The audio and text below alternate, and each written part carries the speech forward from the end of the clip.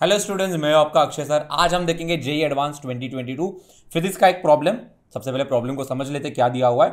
A particle of mass 1 kg subjected to a force which depends on the position as given below. ठीक है, तो ये जो है ये आपका एक कांस्टेंट फोर्स नहीं है, ये आपका एक पोजीशन डिपेंडेंट फोर्स यहाँ पर दिया हुआ है। के का वैल्यू 1 है। ओके, तो at time is equal to 0 मतलब ये इनिशियल इंस्टेंस की बात कर रहे हैं। आपको पोजीशन दिया हुआ है और आपको वेलोसिटी दी हुई है। ओके, इनिशियल टाइम पे मतलब इनिशियल इंस्टेंस पे पोजीशन और वेलोसिटी दिया हुआ है। तो Vx और Vy तो आपका खैर फाइनल कंपोनेंट्स है वेलोसिटी का। तो आपको ये वाला टर्म इवैल्यूएट करना है। इंटीजर टाइप क्वेश्चन है, x time Vy minus y times Vx is equal to ये जो पर्टिकुलर क्वांटिटी है, आपको इस क्वांटिटी की वैल्यू इवैल्यूएट करनी है। ठीक है, तो सबसे पहले मैं बता देता हूँ कि मेजॉरिटी ऑफ बच्चों का अप्रोच क्या होने वाला है इसमें, जो कि गलत अप्रोच है। आपको फोर्स दिया हुआ है, आपको इनिशियल पोजीशन दिया हुआ है, फाइनल इनिशियल वेलोसिटी दिया हुआ है, आपको फाइनल पोजीशन और फाइनल वेलोसिटी इवैल्यूएट करना है। तो बच्चे यहाँ पर कहीं ना कहीं काइनेमैटिक्स अप्लाई करने की कोशिश करेंगे। ओके, लेकिन यहाँ पर प्रॉब्लम क्या है, ये जो फोर्स है कांस्टेंट फोर्स नहीं है, ये एक वेरिएबल फोर्स है। और फोर्स अगर कांस्टेंट नहीं है तो आपका एक्सेलरेशन भी कांस्टेंट नहीं होगा।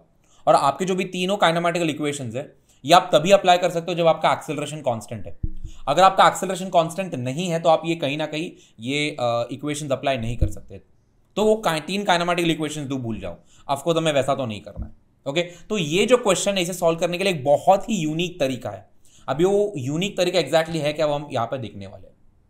ओके, सबसे पहले तो अगर मैं इन जनरल अगर मैं पोजीशन वेक्टर को डिफाइन करना चाहूँ तो पोजीशन वेक्टर को हम कुछ ऐसा डिफाइन कर सकते हैं। आपका आर वेक्टर होने वाला है X times I cap plus Y times J cap plus Z times K cap. Okay, तो ये आपका पोजीशन वेक्टर होगा एट सम टाइम टी। वो भी मैं जैसे मैंने बोला ये मैं जनरल पॉइंट के लिए बात कर रहा हूं। ओके, यहां पर अगर आप ध्यान से देखो आपका फोर्स वेक्टर दिया हुआ है। क्या दिया हुआ आपका फोर्स वेक्टर? के का वैल्यू 1 है।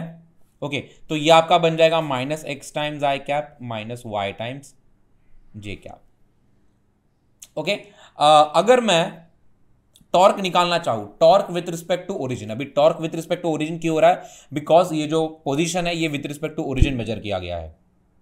ओके, ठीक है, तो हमें पता है कि जो टॉर्क वेक्टर होता है, यहां पर लिखूंगा मैं, आपका जो टॉर्क वेक्टर है ये हो जाएगा आपका R vector cross F vector. Okay, तो आपको इन दो वेक्टर्स का क्रॉस प्रोडक्ट लेना, जो डिटर्मिनेंट का तरीका है वही हम लोग इस्तेमाल करेंगे यहाँ पर। तो यहाँ पर हो जाएगा आई कैप जे कैप के कैप। ओके, यहाँ पर मुझे आर के कंपोनेंट लिखने पड़ेंगे जो कि आपके एक्स वाई और जेड, और उसके बाद आपके फोर्स के कंपोनेंट लिखने पड़ेंगे जो है माइनस एक्स माइनस वाई और जीरो। ओके, तो ये आपके कंपोनेंट्स हो गए हैं। ठीक है, चलो अभी अगर मैं इसे सॉल्व करना चाहूं तो क्या होगा यहाँ पर? सबसे पहले तो ये आई कैप इंटू कितना हो जाएगा, तो आई कैप इंटू यहाँ पर क्या होने वाला है वाई इंटू जीरो माइनस, तो यहाँ पर वाई जेड आएगा। ठीक है, सिमिलरली माइनस जे कैप टाइम्स यहाँ पर कितना होने वाला है, ये तो जीरो हो जाएगा, ये आपका एक्स जेड हो जाएगा। राइट, उसके बाद प्लस के कैप टाइम्स यहाँ पर क्या होने वाला है, एक्स इंटू माइनस वाई आपका माइनस एक्स वाई हो जाएगा, माइनस यहाँ पर माइनस एक्स वाई माइनस का माइनस प्लस हो जाएगा, तो यहाँ पर प्लस एक्स वाई हो जाएगा। एनीवेज आपका ये क्वांटिटी जीरो आ रहा है। इस समय क्या पता चल रहा है कि टॉर्क का जो जेड कंपोनेंट है वो जीरो है। ओके, आपका जो टॉर्क वेक्टर है, टॉर्क वेक्टर का जो जेड कंपोनेंट है वो जीरो है।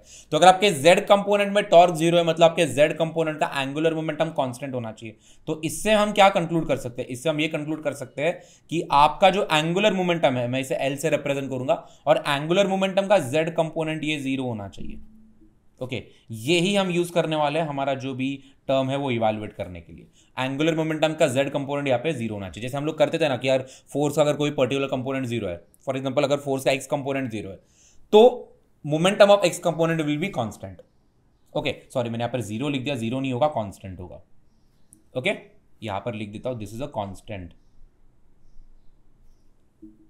ओके, चलो अभी ये हमें पता चल गया है ना, तो हमें बस एंगुलर मोमेंटम में निकालना है, इनिशियल इंस्टेंस के लिए निकालना है और फाइनल इंस्टेंस के लिए निकालना है। अगर आप इनके एंगुलर मोमेंटम निकाल लो तो आपको एनीवेज यहाँ पर आंसर आ जाएगा। अभी कैसे निकालेंगे?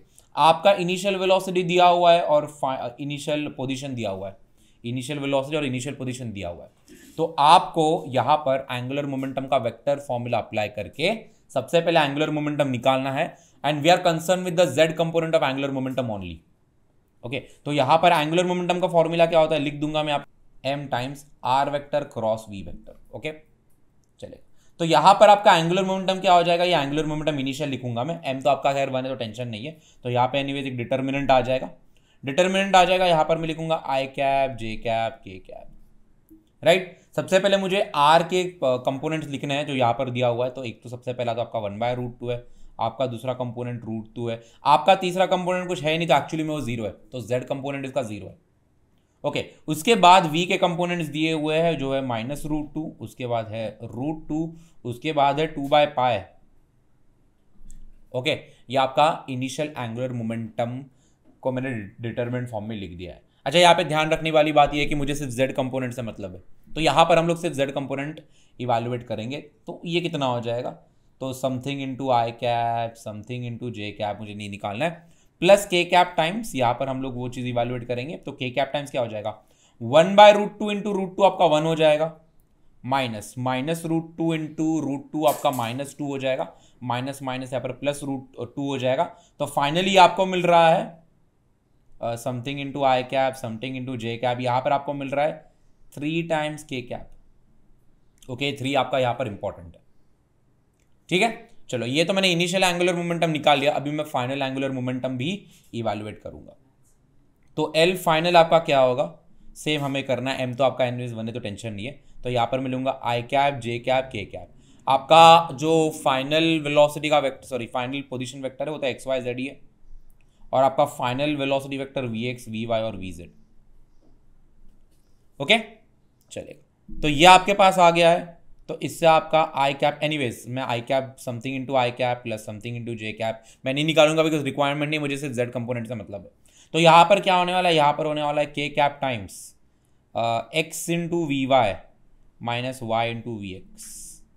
ओके, अभी ध्यान रखने वाली बात है, यहाँ पर जो ये टर्म आ रहा है यही पूछा गया है, X into V Y minus Y into V X. Okay, अभी ये फाइनल एंगुलर मोमेंटम और इनिशियल एंगुलर मोमेंटम इक्वल होने चाहिए, मतलब इनके जो z कंपोनेंट है वो भी इक्वल होने चाहिए। तो ये जो z कंपोनेंट है ये हमें यहाँ पर ऑलरेडी आंसर आ गया है 3, तो ये जो टर्म है X V Y minus Y V X, इसका आंसर 3 है। ओके, अभी आप पूछेगा सर ये लॉजिक कैसे समझ में आने वाला है, तो यहाँ पर जो दिया हुआ है एक्सप्रेशन, वो एक्सप्रेशन देख के आपको समझ में आना चाहिए कि कहीं ना कहीं एंगुलर मोमेंटम के क्रॉस प्रोडक्ट से ऐसा कोई टर्म बनता है। ओके, तो काफी यूनिक सोल्यूशन था ये। ओके, तो कहीं ना कहीं आपकी जो प्रॉब्लम सॉल्विंग स्किल है इस सोल्यूशन को समझने के बाद इंप्रूव हो गई होगी। आई होप आपको ये सोल्यूशन समझ में आया हो। किसी और टॉपिक का या फिर किसी और क्वेश्चन का अगर आपको सोल्यूशन चाहिए होगा तो मुझे कमेंट सेक्शन में बता देना। टिल देन, बाय बाय, सी या, थैंक यू फॉर वॉचिंग।